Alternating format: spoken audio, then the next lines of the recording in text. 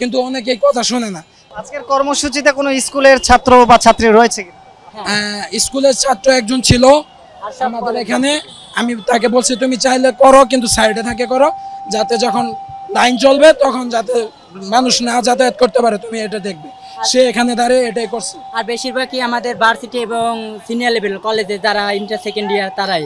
আর আমাদের দেশের সম্পদ রক্ষার্থে এই যে অনেক সময় ট্রাফিক সিগন্যালের আগেই আমরা যে গাড়িগুলো সন্দেহ করি সেই গাড়িগুলো চেক দিই এবং তাদেরকে বলে আঙ্কেল আপনাদের সময়ের জন্য আমরা দুঃখিত যে আপনারা এই যে আপনাদের টাইম লস করছি। কারণ না বাবা ঠিক আছে, আমরাও আপনাদের সাথে আছি, এটা ঠিকই, যতদিন না পুলিশ আছে আপনারা চালাই যান, আপনারা আপনাদের পাশে। কিন্তু কিছু কিছু ড্রাইভার আছে যারা তাদের রাব ব্যবহার করে, তারা কয়েকজন থাকে, এর কারণেই হয়তো এই সমস্যাটা সৃষ্টি হয়।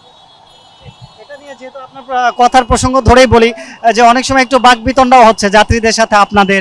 যাত্রীরা যেমন বলছে যে স্টুডেন্টরা অনেকে একটু ব্যবহার খারাপ করছে, তো এটা কি আপনারা কিভাবে দেন? কারণ অনেকে কিন্তু আসলে করছে, এটা নিয়ে আপনাদের সবার জন্য একটু মেসেজ থাকবে। এখন যদি কেউ খারাপ ব্যবহার করে তাকে আমরা বলি যে ভাইয়া রাগ করো না, কারণ আমাদের সাথে যখন খারাপ ব্যবহার হয় অনেকে মাইন্ড করে, কারণ একজন মানুষের মন মানসিকতা সবসময় এক থাকে না।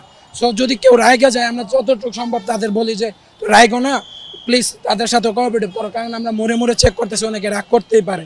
কিন্তু অনেকেই কথা শোনে না, তাদের সাথে চিল্লানি মানে একটু লাউডে বললে তাহলে তারা হয়। আবার রিক্সাওয়ালাদের জন্য এরকম অনেকই হয়, যেমন ধরুন অনেকে চিল্লাতে চিল্লাতে গলা বসে গেছে, যেমন আমারও গলা বসে গেছে।